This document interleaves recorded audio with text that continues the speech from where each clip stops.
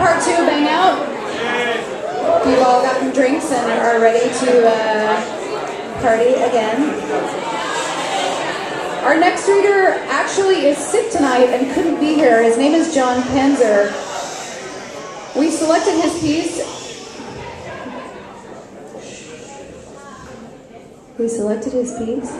But he couldn't make it tonight, so I've been emailing with him, and he had a short thing he wanted me to read.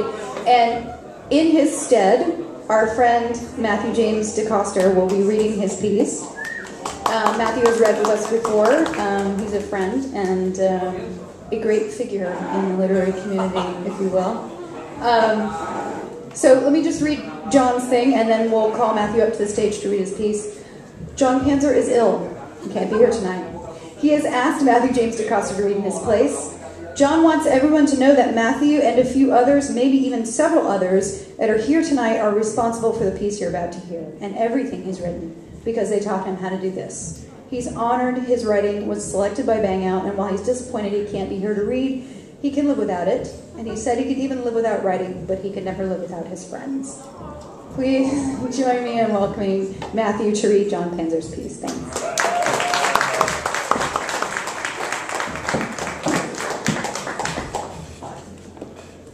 I just realized that the last time I read somebody else's words on stage, I was playing Curly McLean in Oklahoma in high school. This is not that. And I'm not going to say the title because I think it kind of, I don't want to say what the title is because it comes up later. I crashed on a pace lap. The race hadn't even started yet. Formula Ford Road America, Elkhart Lake, Wisconsin, summer of 1990. My brief and unspectacular racing career was about to end, which should have been obvious to me, but it wasn't. I was just back from Kripalu, an ashram in the Berkshire Hills of Massachusetts to get a break from all this. And in just 2 weeks, the edge on my driving skills had eroded.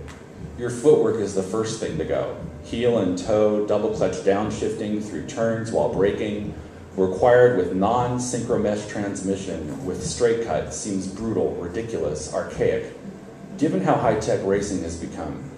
But nothing has changed in a Hewland racing car gearbox in 50 years.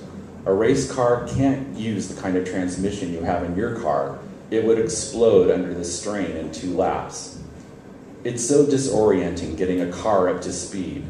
It feels heavy, it doesn't work, the suspension won't load, it's tight, the tires are cold and won't grip. The power just slams on uncontrollably, and you wonder what the fuck you were doing here. And I was scared all the time. And then it lights, the car starts to work, my brain starts to assimilate to the speed. I feel the car through my body, my feelings extend out into the wheels, the adrenaline wakes me. You get some heat in the motor, the tires get hard and start to grip, and the skill set of physics in motion work through my hands. You get up to 150 miles an hour per hour, and the car now has my attention. I set up a corner, turn in, apex, track out. Kind of fuck it up. I turned in too early, and the car slides into the grass on a track out.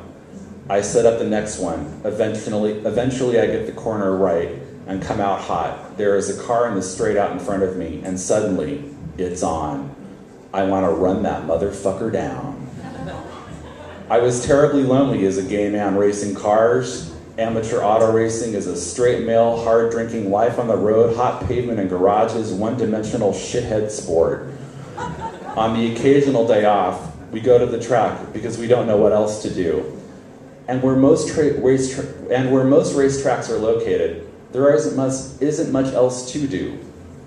Outside of Heartland Park, the racetrack in Topeka, Kansas, is a church, a gun shop, and a titty bar, all right in a row.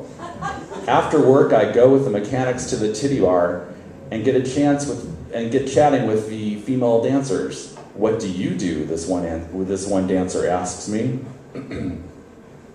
I'm the zoning commissioner for the city of Topeka, I replied.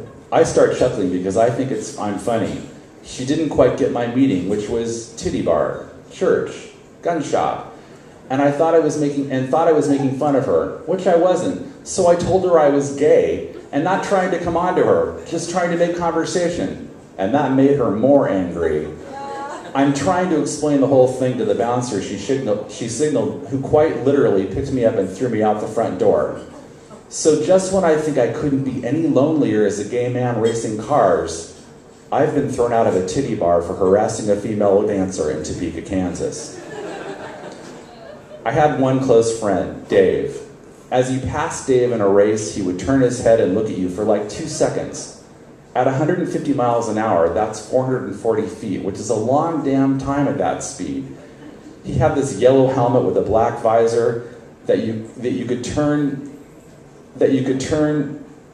see turn and look at you out of your peripheral vision, like Darth fucking Vader. Even though my eyes are forward, my attention was on Dave, which is dangerous. I'm thinking to myself, how long is he going to look at me? It was really intimidating. This is racing. How did I end up here on the guardrail? I was on the outside pole with Elton Julian, and he came around the last turn. He went to power early. I went with him, but the flagman waved us off. I went into turn one wide to give Elton room where there was gravel on the pavement out wide. It was like driving on marbles. I turned the wheel, nothing. I hit the brakes, nothing. Went off the track and into the guardrail. I was only doing like 40 miles per hour. I wasn't hurt, but I tore the nose off the car. Drivers never talk about their wins. They talk about their crashes. I've won 2 Formula Ford races. I'm proud of that, but that's not what I'm known for. I'm the guy that crashed on the pace lap. My first win, I was shaking so hard my body was exhausted from the adrenaline and I couldn't get out of the car. It took 4 mechanics, 2 on each side, to lift me out. My legs had turned to jelly. I couldn't walk. I was carried, almost passed out, to the team motorhome. It was at turn 6 at Sebring, Florida, where I first became fast. You turn in with your brakes on, deep into a corner at speed, and the back end starts to break away. With really sensitive braking skills, you keep the tires rotating under your hard braking just above lockup, so you still have control. You turn into the slide and catch it by coming off the brakes and accelerating through the turn. This loads the rear wheels and keeps their grip. When the back end of the car gets loose, your foot will hit the brakes, quick and panic, which pitches the weight of the car forward, unloads the rear wheels, and you spin. This is the basic physics of any car in motion. My hands froze. I was stunned when the car broke loose this deep and this fast into a turn. But somehow my foot managed to squeeze on the power, which transferred the weight back to the rear wheels. They gripped, and I came out of 6 so fucking fast. The centrifugal force sent me about 4 inches from the wall to the track on the track out. You can't move your hands or lift off the pedal, or the car will break loose and pull you into the wall. You have to hold on and hope you hit your marks right. Wow, so this is it. You slide cars through turns on power, inches from the wall at speeds enough to die if you make a mistake. If you can do this, you'll be rich and famous, and all you have to do is not let the constant terror ruin your day. Back on the pit lane, Dave came over to me and said, "If you give up control of your race car, you deserve to die." This is a necessary warning about the consequences of making a mistake. Race car drivers are the ultimate control freaks. Mistakes by me, by the team, the mechanics, rookies drive you this way, make you a raving bitch. People don't understand how difficult it is to do this, how terrifying it is to do this, how beautiful it is, how great it feels, how calm and quiet it is, and how awful it is when it goes wrong, how loud crashing is, when it feels to watch your spirit begin to pull out of your body if it thinks that impact was too much, to feel yourself cry inside, "Oh no, I don't want to go," and fight your spirit back into your body when you crash.